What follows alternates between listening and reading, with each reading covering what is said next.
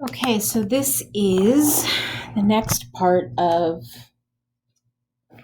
chapter 15 that I can't remember which part we're on, and I can't find my little post-it where I wrote it down, of course. So this is the next section. The visual system, the physiology of the retina. So the physiology of the retina is how it works. How does it actually send signal so that we can see? So, as I said before, there are two primary layers to the retina, the pigmented layer and the neuronal layer. So, if you look, you can see here that they've taken that area of the eye and they've blown it up. So, this would be the choroid. Okay, so this would be the middle layer. This would be where the vitreous humor, sorry, there's a button on the pen and I keep forgetting it's there and I keep clicking it. Okay. Vitreous humor. You will learn that I can't spell, so if you see misspellings, know that, yeah, that's normal for me. So, as we said before, we have two layers in the retina. We've got the pigmented layer, which is this little layer here of these cuboidal, just a simple cuboidal layer of cells. These cells are pigmented black. Even in the slides in lab, you can see a stark black line where they are because you can see the pigment in the cells. Again, this is because for humans that are diurnal, we don't want light bouncing around in our eye like a ping pong ball. We want it to go in once, hit the retina, and be done. So once light comes in through here, that black of the pigmented layer actually absorbs the light so that it can't bounce around. Now, the pigmented layer, it's the outer layer of simple cuboidal epithelium. It's filled with melanin to prevent light scatter. The neuronal layer, which is this inner layer that you can see here. Okay, let me erase what I've drawn other than that. Okay, that internal layer has photoreceptors. Okay, then it's got bipolar cells, which are these cells. And then internally, closest to that vitreous humor, are the ganglionic cells. The photoreceptors, these guys right here, the rods and the cones, okay? These are the ones that respond to light. They're the only ones that respond to light. Everybody else is just a relay. Everybody else just carries the signal that those cells responded to. So the bipolar cells, like I said, relay. Think about a relay race. What are we doing? We're passing the baton, right? So I've gotten a signal here. I'm going to pass it to these bipolar cells in pink here, and they're going to carry it from where I'm at to the next cell. The next cell being the ganglionic cell, these kind of gray cells at the base here. So the ganglionic cells are the ones, like I said, right next to the vitreous humor where that vitreous chamber is. They are the ones that carry that signal out to the optic nerve. Okay, so again, who's responding to the light? The photoreceptors, the rods and the cones. What are my bipolar and my ganglionic cells doing? Just carrying the signal to the next space, carrying the signal to the next location. That's why we call these relay cells.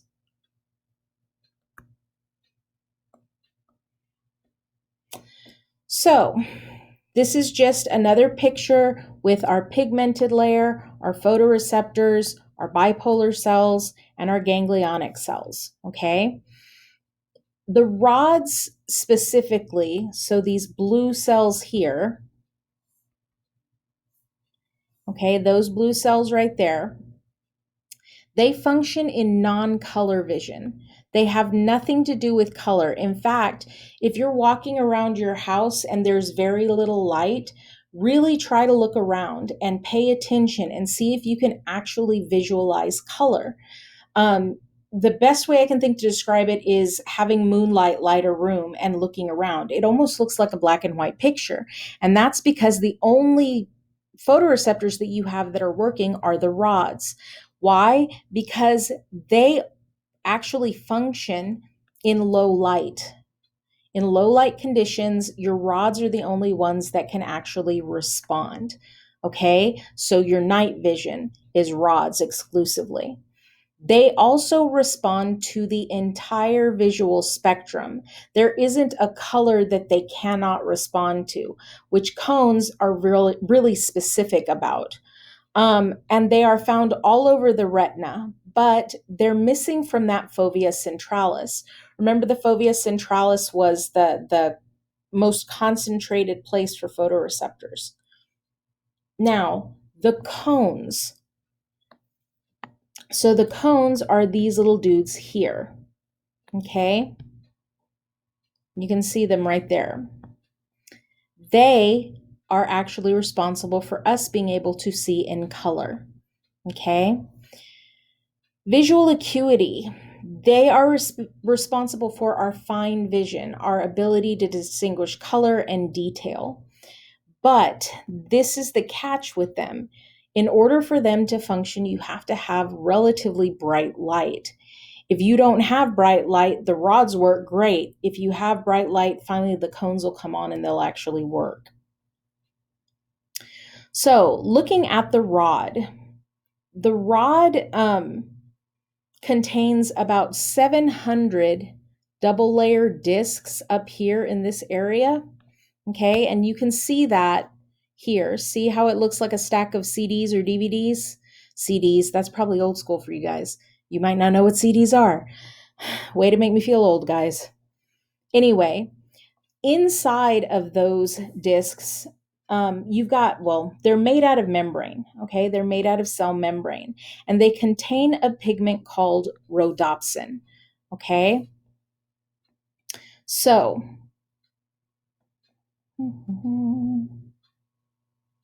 inside of the cones, you also have that kind of stack of discs. And again, they're found in the highest number in the fovea centralis, okay? About 35,000 are found there. The outer cone contains the double layer discs, but they have something different.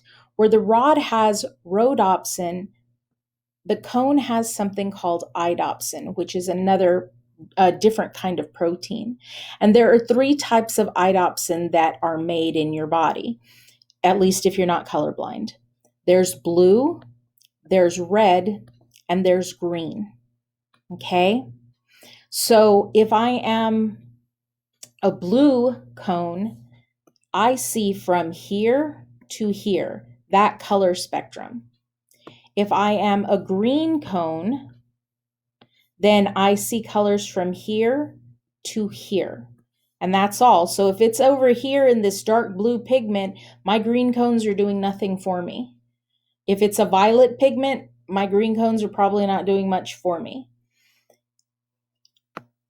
If it's a red cone, wow, that's not straight at all. I'm seeing from here to here. Okay, when those colors pop up in front of me, it's red cones and actually some of my green cones and a few of my blue that are actually popping up and going, hey, I see this color. So something that's kind of interesting, and because I'm nerdy, I'm going to share it with you. Genetically, we actually do have variability in the colors of red that we can see. So when the protein idopsin is put together in position 180, okay, you can have one of 2 amino acids. You either have serine or you have alanine. Now, this is the cool part about it. Depending on which one you have, it shifts what spectrum of red your eyes are actually able to see. So people who have the serine mutation actually see a little bit differently than people that have the alanine mutation, which I think is really cool.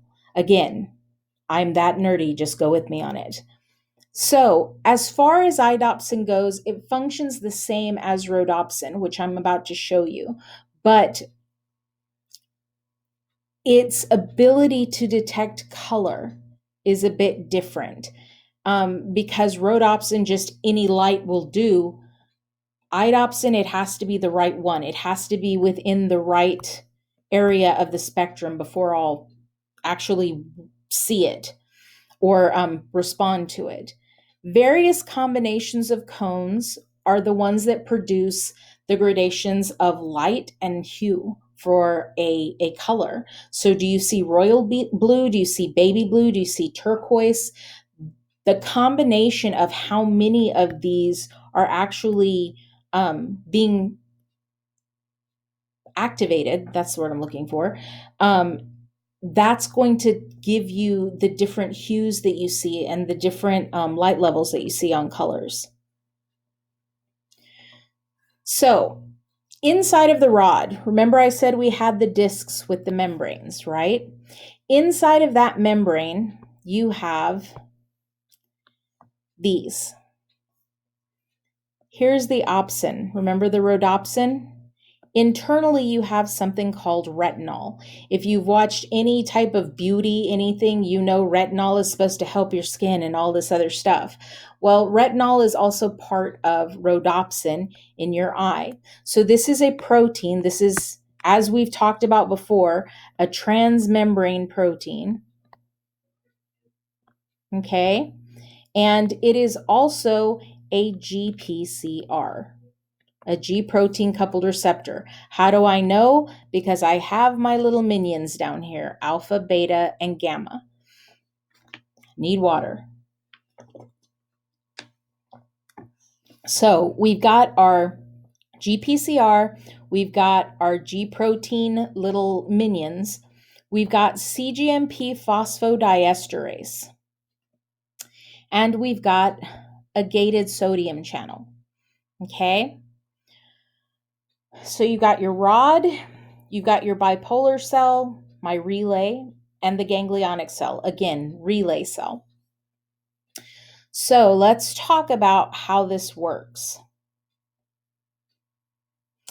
In the dark conformation, okay, when it is dark and you aren't seeing anything because it's pitch black in a room, you'll notice that the G protein coupled receptor is nascent. It's not doing anything.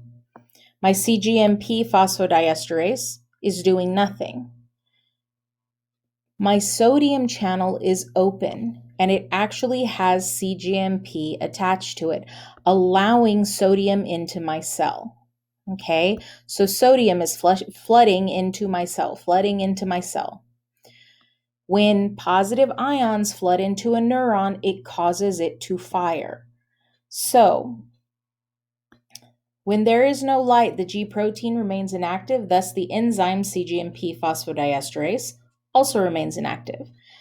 Because the sodium channel has CGMP attached right here, the channel remains open, allowing sodium to flood or influx into the rod. That sodium influx causes the release of a neurotransmitter. Here's my chemical neurotransmitter.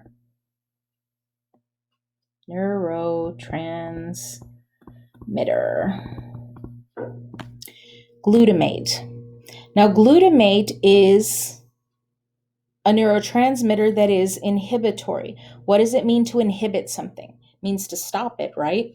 I'm inhibiting you from going into this room. I'm preventing you from going into a room.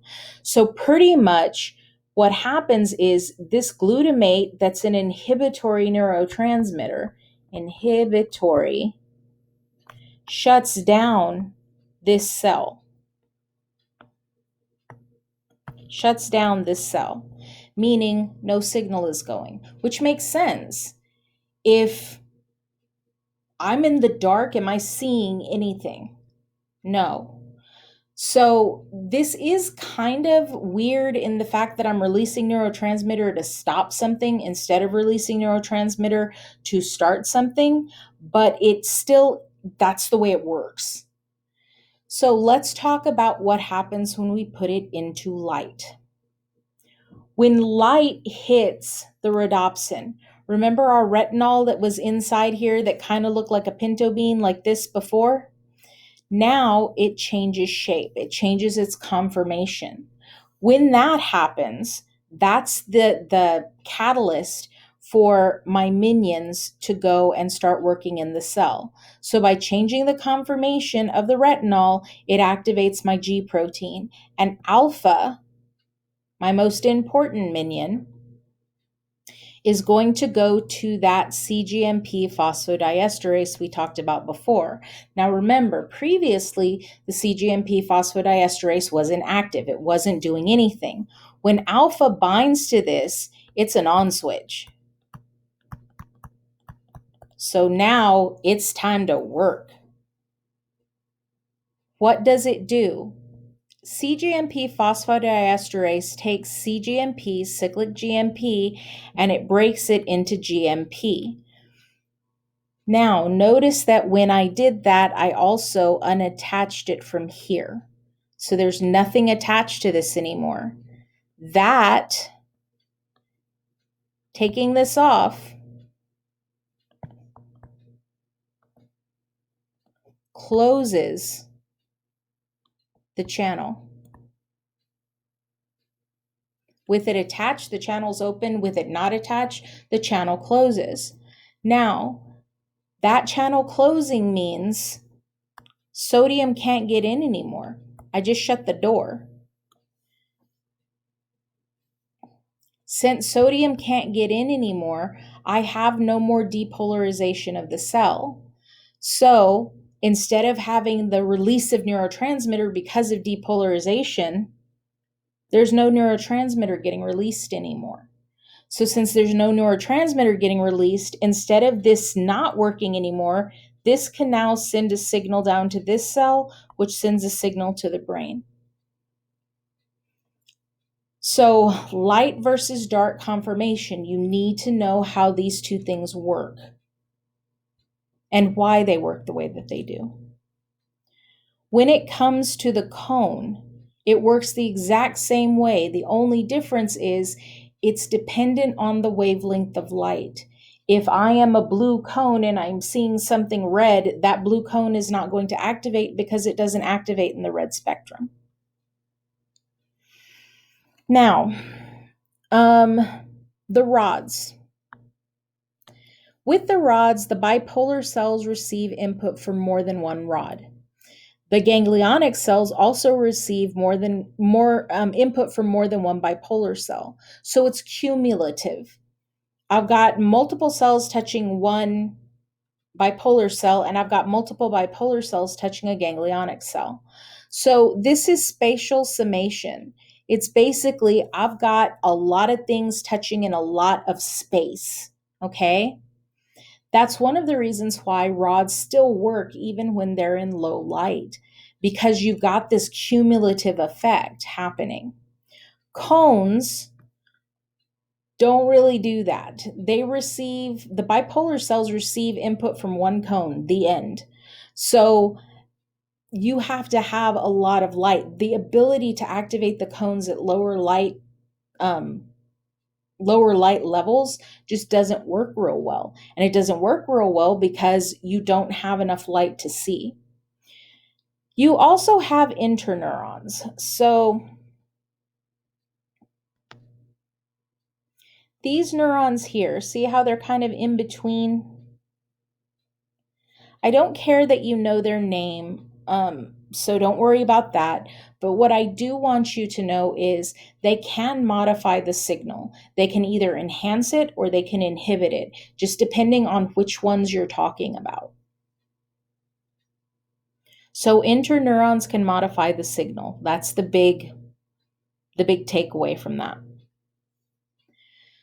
So the neuronal pathways. Something that's kind of interesting, and I'm going to show you this over here with the green. Half of the retina, okay, the lateral half of the retina, those signals come back to the same side of the brain. But the medial portion of the retina next to your nose, actually crosses over to the other side of your brain. So your eye, your right eye, doesn't exclusively get decoded in the right side of your brain. Part of it is decoded in the left, part of it is decoded in the right. So the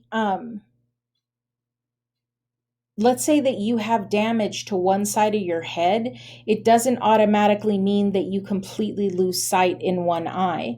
You still have some sight because some of it is still getting um, decoded in the other side of your brain. So half of the eye remains on the same side of the brain, the lateral portion. Again, lateral meaning toward the shoulder. Half of the eye crosses over to the other side of the brain, the medial portion, the middle portion, the portion closest to your nose. That crossover happens at a very specific place called the optic chiasm. Okay? So the optic chiasm. The superior colliculi are actually a piece of your brain or a part of your brain that are the center for visual reflexes. The visual cortex is where the neurons integrate information into a single message, basically translating all of this data into a single mental image. It transfers that image, though, to other parts of the brain. Why? Because you have to be able to evaluate the image. The visual cortex is just giving you pattern and pattern. It's giving you pattern of what you're seeing. It's not actually inferring what it means or how it works or whether it's dangerous. That actually is another part of your brain that evaluates that data. Is it something important? Is there a fire in front of me that I have to run away from? Or is there, a chair sitting in front of me that's not a danger? That type of thing. Binocular vision. What's bi? Bi means two, right? If you learn prefixes and suffixes, it'll help you. So binocular vision, two eyes. We have two eyes. And what that means is that we actually have two visual fields in our brain.